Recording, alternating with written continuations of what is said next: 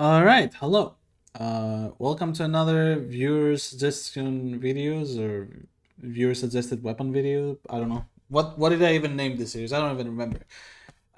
Today we're gonna take a look at Rice23 comments where he said he absolutely loves the Sybaris, but he can't make it work well in Steelpath. So I'm here to help you out, sir. So here is my Sybaris, and we're gonna see that. Oh my god, he has a Riven, so it's not valid. Chill. Let's chill for a second, okay?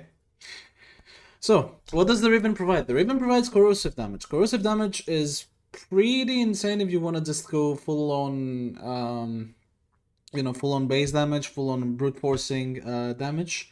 But generally, kind of, it's not that great for dealing with slash procs if you want to go viral slash. But this is like an okay setup to go with just a heavy full-on damage build. So aptitude is nice with your priming. Otherwise, you can really slot in here prime crown rounds. I just don't have the mod capacity, unfortunately. So you know, you can do a lot of stuff with this weapon. For me right now, I have just the Riven that gives me Pharaoh. So in my opinion, we could easily just load in this if we're gonna do a normal mission, or we can take a look at a disruption kind of build. So this is gonna be taking a look at both. This is gonna be the first build what we're gonna look at, and it's just a general build for any base Steelpath mission. And to showcase this, I'm gonna be using the Wisp that I always use with Eclipse, 2 Talforge Reds, 4 Talforge Blues with armor and strength. This is the build. Eclipse, I mean, it doesn't really matter. I'm not gonna use it probably. If I do, then whatever. And let's run just a normal, everyday Uko. Or actually Hipit, in case I get the Protea Relic. I haven't farmed Protea yet. I haven't had the time. And I chose a weapon that I already have in my arsenal for this week, viewer suggested weapons.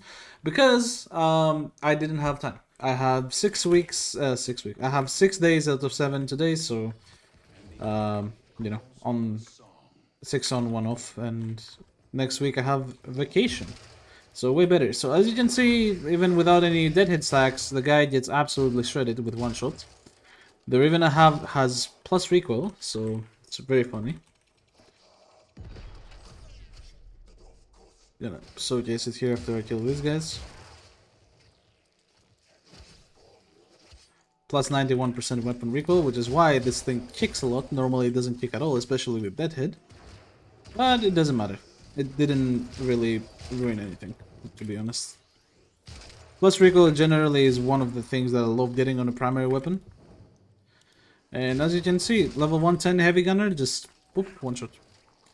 And this is helped a lot by the fact that I can fit galvanized scope on this one.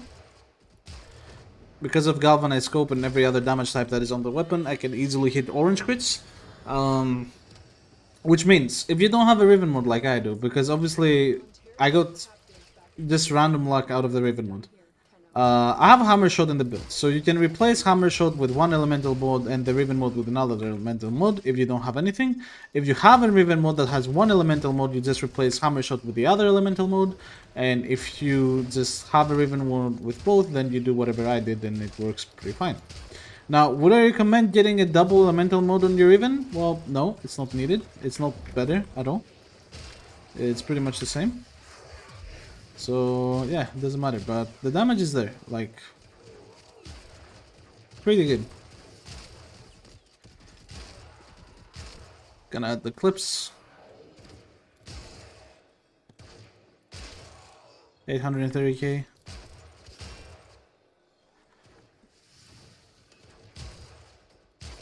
A lot of multi-shot too on this because of galvanized chamber. Generally, the gun does fairly good damage with this setup on base Steelpath. Obviously, the main issue with base Steelpath and this weapon is the fact that it's single target only. Even though it's 2 bursts and you can do 2 enemies at a time, it's still a single target weapon, which makes it quite worse compared to other options that you have on Steelpath.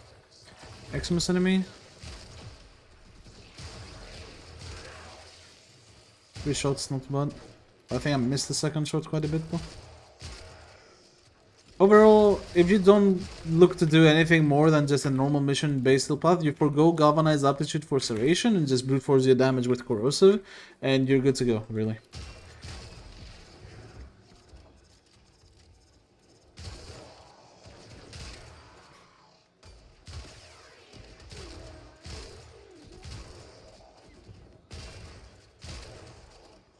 Yeah, it goes pretty hard. The red crits that you can get on this thing with Avenger and Galvanized Scope are really nice. Obviously, this means that you need to aim, and you need to aim fairly well. But overall, not the worst thing in the world.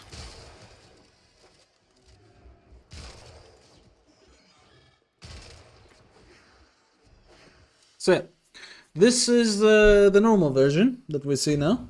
And I'm also gonna show you the version that is for disruption missions if you want to go higher level on enemies and do something like that, which will utilize Galvanized Aptitude instead of what we're doing right now, and then add the primed Bane one of some sorts. So as always, since I have only primed Bane of Grenier maxed out, I do have the resources to max out the other modes, but don't care right now.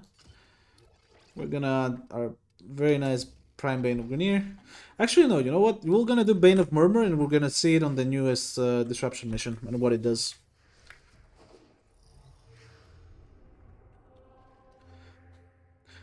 So basically, as I said, same thing applies here, obviously, with a Riven mode. If you have a Riven mode with one effect, remove Hammer Shot, with one, not effect, element, with one element, remove Hammer Shot for the other element that you need, which is in my case Corrosive, and just go ham with it.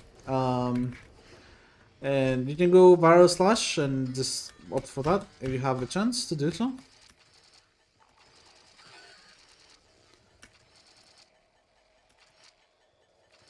You see, this is why I use Cypher on these things. They take long, sometimes.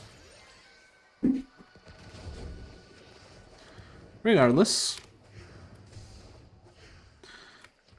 On this mission, a lot of people were commenting about headshots. This mission does have headshots, it's just they're hard to come by. Like, these dudes have headshots, for example.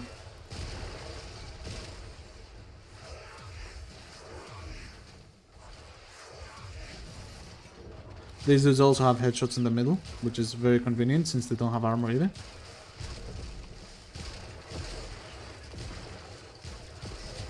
Overall, this is corrosive damage, so they're not being dealt a lot. These guys are not weak to corrosive at all, they have resistance to corrosive. So, I'm not expecting great results here. But I wanted to try it regardless to see what it does if we just brute force damage onto the Necromech, so... Obviously, normal enemies, they have all their gimmicks and shit, so not the worst thing in the world. First key. It's a bit low.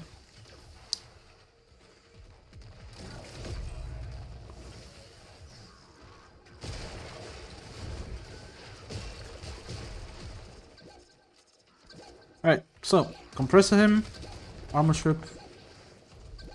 Not armor strip, just stun him.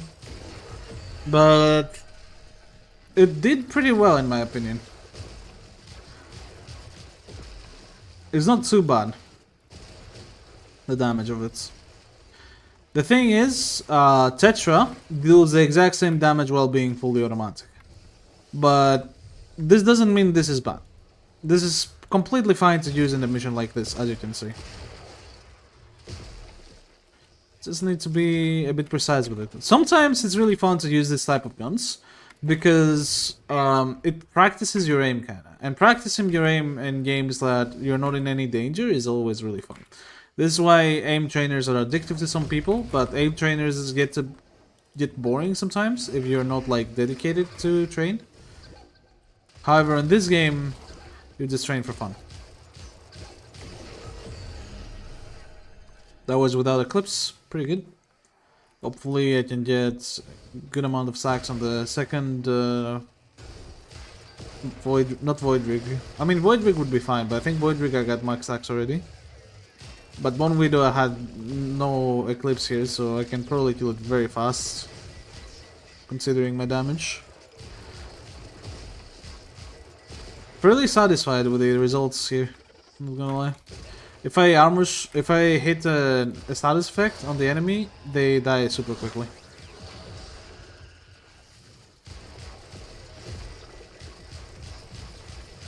The only enemies that don't die quickly are these enemies that already have no armor. Anatomizers and the snake guys that I don't remember the name at all. Anyways.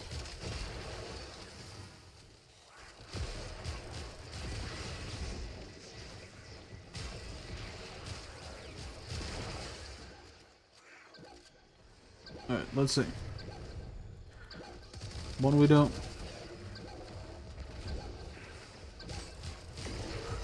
Three bursts. Pretty good. I saw, even though I killed his weak point, we got no deadhead stack, unfortunately. It's kinda this thing with this mission. The most reliable enemies to get deadhead stacks are the dogs and then the guys with legs. Not these ones, the one with the double legs, but yeah. We could kill the Gruzling for fun.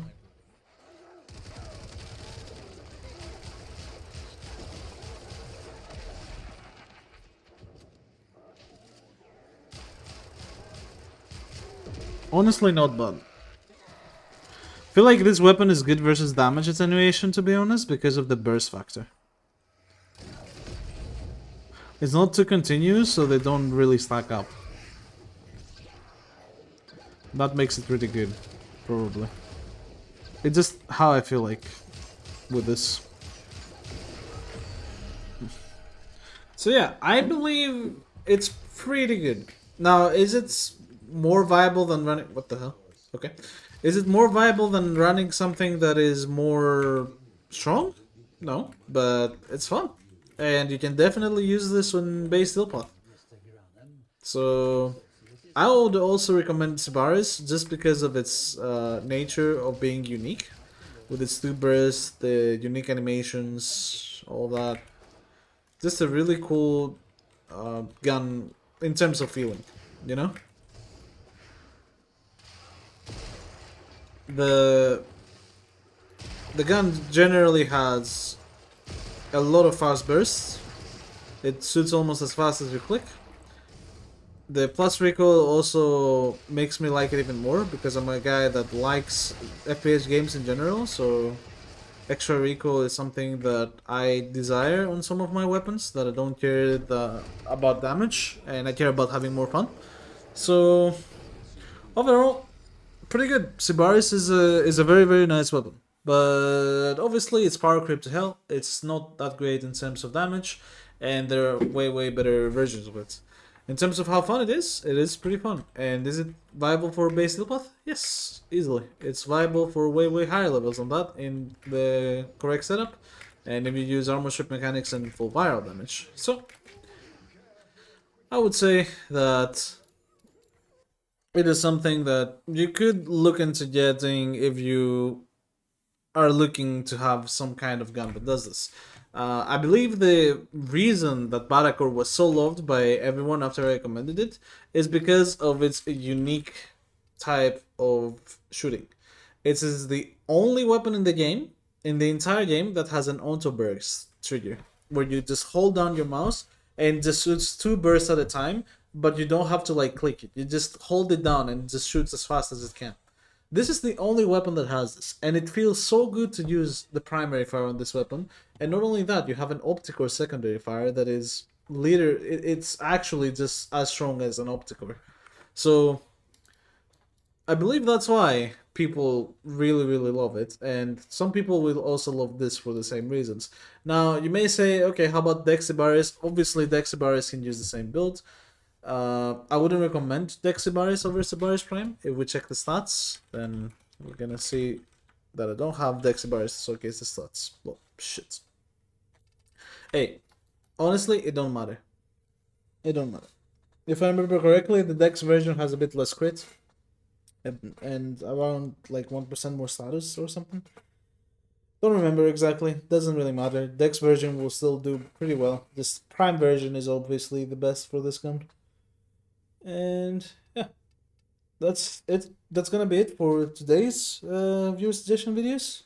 And obviously, comment below what gun you would like me to try out and try to make it perfect or as good as I can. And I'll try to do my best and push it to its limits, see if it's any worth to invest into it, if it's any fun, and my verdict on it as I do with all of my videos. Discord and Twitch links in the descriptions as well as always, and I will see you on the next video.